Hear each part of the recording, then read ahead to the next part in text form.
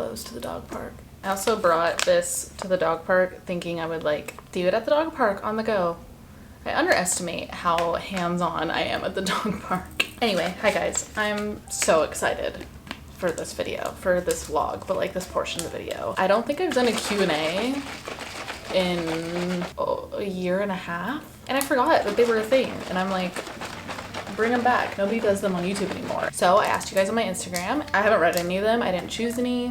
I'm just gonna kind of like scroll and read as I go. Oh, I'm spilling on every pair of pants today. And if you're wondering, what the hell are you drinking, Kristen? Let me tell you. On a serious note, we'll take a quick little break for our sponsor of today's vlog. I've talked about them recently. I've talked about them a million times. AG1 Athletic Greens. Read it and weep.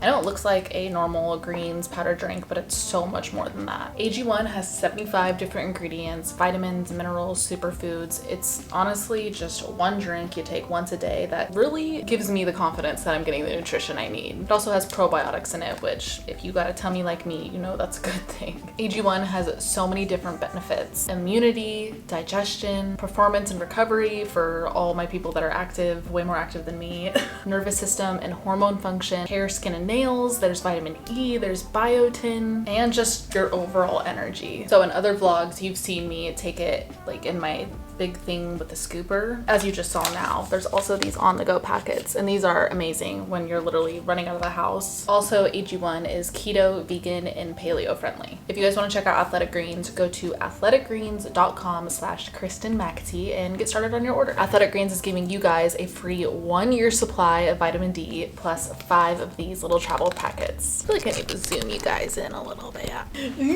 Why am I nervous? So like I said, I asked you guys on my Instagram to send in questions for this Q&A. And if you don't follow me on Instagram, you should. It's at Kristen McAtee. Definitely more active on there. Side note, I posted this picture and I asked you guys to put, to comment fun facts. Please go read these. The fun facts that you guys are saying blow my mind. Like this one honestly made me want to cry. Link dreams about you. Harvard psychologists have suggested that when dogs dream, they dream about their owners. I need someone to confirm that. Your liver will take no shorter than 3 months to detox caffeine. I would think it'd be shorter. Oh my god, there's one about corn and poop. Okay, we don't need to go there. Okay, first one. We'll start small. Hair routine. I love your waves and curls. My hair today is a little It's a little flat because I brushed it last night, and it usually like takes a few days for my curls to come back after I brush them. I don't really do much. I think the reason my curls have come out over the years is because I don't do anything to them. I don't put heat on my hair. The only time heat goes on my hair is like after I get it done and my hairdresser wants to like blow it out and see it for them. I think it's just finding the balance for your hair texture. Like I've noticed my curls come out more when my hair's bleached, which is like the weirdest thing. You would think curls would be nicer when there's moisture in the hair, but the drier my hair is, the more I like my texture, at least. I like frizz. I like just unkept hair. Your haircut too really helps. I feel like once I started getting all these layers, my curls like came out a little bit better, because I used to just cut my hair one length and that was it. I kind of need a haircut though. Look how long my bangs are. Next one. How do you stay motivated? This is a hard one. A hard one meaning it's hard to stay motivated. You guys only see the good stuff. I mean, I do have like an honest kind of open conversation with you guys, but for the most part I'm only pressing record on the better half of my days, the days where I am motivated and happy and excited to work. I struggle with it a lot, and I have for years. It's something I wish I could just spit out a sentence and kind of give the answer to, but I don't have it. I'm still trying to figure out a routine that for me that creates motivation constantly, but I think I don't know if I'm giving up or if I'm coming to the mature conclusion that it just isn't always like that. You're gonna have days where you're just not motivated. It's definitely something I've wanted to talk to my therapist about. I've talked about it with her multiple times, but it seems like my answer as to why I'm not motivated is always different for different seasons in my life. And I think just being aware and staying on top and internally asking yourself like what you can do different is a good way to check in with yourself. I need to get back in therapy though. My therapist is she's been on maternity leave. She had a baby, and she's been on maternity leave for a few months, rightfully so, not complaining, but I'm over here like, congrats, but I need you. If my health is in order, like my physical health, you know, I'm active and I'm eating right, I do feel I get more motivation that way because I feel good. I feel like all of it for me is surrounded by my gut. If my gut's healthy, then my head's healthy. And then if my head's healthy, then I'm happy. And when I'm happy, I'm motivated. It's just a snowball. Ooh, I love this one. Okay. A sentence you'll never forget. So I actually have this sentence in my notes of my phone because I knew I would never want to forget it. And right when she said it to me, I was like, hold on, and continue the conversation because it just... So I wrote it June 22nd, 2020. Everyone needs a main squeeze. I was sitting with my grandma and we were talking about, at the time we were talking about my breakup that I was going through a few months before this.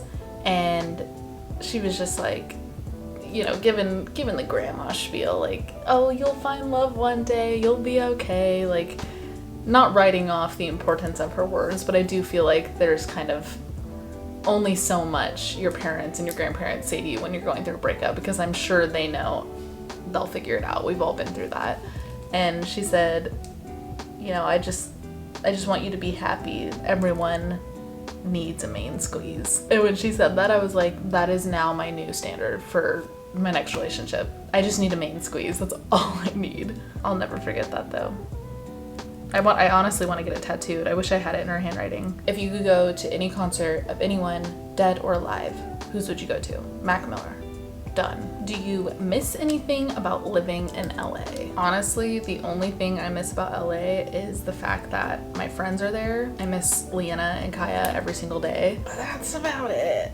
I feel like I've noticed, especially like nightlife wise, LA wants to be the level of cool that New York is. Like, LA has cool places aesthetically, like they look cool, but then like the vibe in the inside is very much people just like there taking pictures just to like make it look cool on the outside. Whereas here, when you go places, like it's not about who you're with, where you are, how you look. People are just there to simply like vibe with the people around them and like have fun with their close friends. It's just more authentic. All caps. Season 3, Oddvice, win. Very, very soon. And I'm not just saying that. I know I've talked about it a few times in the past few months, like since we moved, and we definitely wanted to come back a lot sooner, but all honesty, we were talking about this in our Discord chat with our Patreon community the other day. A lot of things kind of hit the fan when we moved. A lot of things on a personal level, a lot of things I don't even know if we'll ever really talk about. But once we started to settle in, then Alex went back to California for over 2 weeks, and just so many things were kind of thrown at us, so we weren't able to come back as soon as we thought we would. I'm not going to get into all those updates because that'll honestly probably be a big part of our comeback episode. We'll be updating you on all the things that have happened since the last time we spoke. On a lighter note, it's a lot sooner than you think. We actually plan on announcing that date very soon. So make sure you're following us on Instagram. Follow at Oddvice Podcast, at Kristen McAtee, and at alexcoat.jpg. When I don't have therapy and I have Oddvice, like, I'm good because I'm able to like talk about my feelings every week with you guys. But now that I don't have Oddvice either, I feel like I'm just like holding it in. I'm just ready to word vomit. I'm so excited though. We're both so excited. Have you thought about selling any clothes you don't wear anymore? I have a big box. I don't know if you can see it. It's like on the other side of my bed, a big box of stuff I have to put on my Poshmark. I have a Poshmark closet though. I'll link it down below. You can go check out everything. I think right now everything's sold out, but I plan on listing a whole lot more. This one I will definitely dive in a lot more with kind of updates once we come back for season 3 of Oddvice. But next question, how do you feel about being single? Are you looking for someone or feel happy where you are? Short answer, I feel great. I love being single. Sometimes I'm concerned that I love it too much. Like I'm like a little too okay with being alone and not being on someone else's, I don't want to say someone else's schedule because that sounds really controlling, but you know what I mean. But I'm also human and I love to be loved, and I love to love. I fucking love to love. It's like my favorite thing on the planet. I definitely have my mind on someone, but that certain someone does not live here. So that's kind of where I'm like, because if that certain someone lived here, just put it here. I don't know. Be single. What's the rush? This next one is, what's a core memory you recently had? P.S. Illy. I love you too.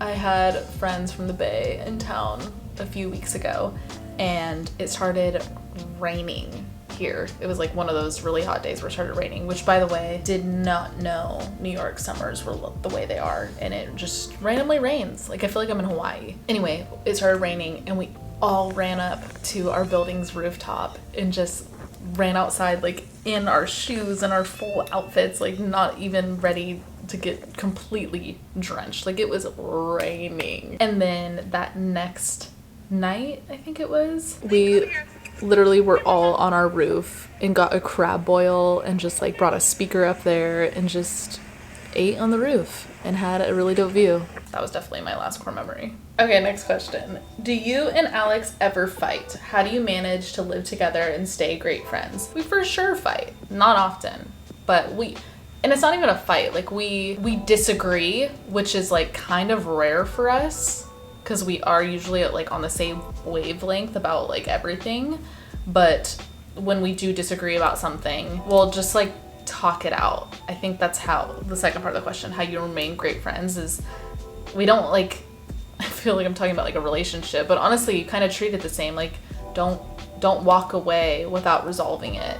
And if you do, just to like take time, that's one thing. But like, my mentality with arguments with any type of relationship, friendship, romantic, parent, sibling, don't leave it unresolved. I think that's the main thing, because then you build resentment, and then once you build resentment, then it's just snowball effects and you end up fucking hating them. Ooh, okay, I like this one. Any culture shocks from moving across the country? East versus West differences. That seems like a big term. I don't think I've had any moments of like, what the fuck? Like, nothing crazy. Definitely walk a lot more than I thought I would, which I like. It feels good to walk and it's good for you. I mean, I know it's summer and people are happier in summer, but like the people aren't as mean as like the stereotype is led to be. I feel like people always say New Yorkers are really mean.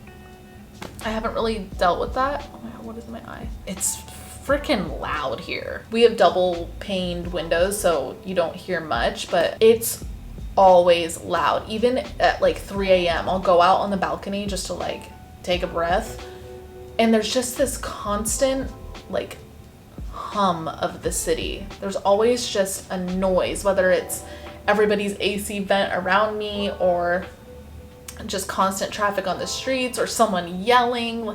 Even where I live in the part of the city where it's like not even that crazy like traffic wise, and it's still just so loud. That doesn't really bug me though.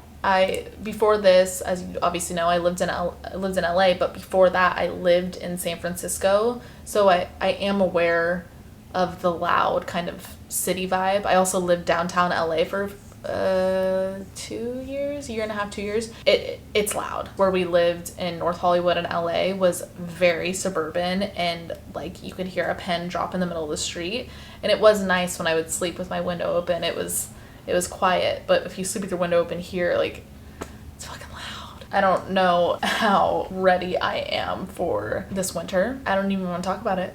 We'll just figure it out.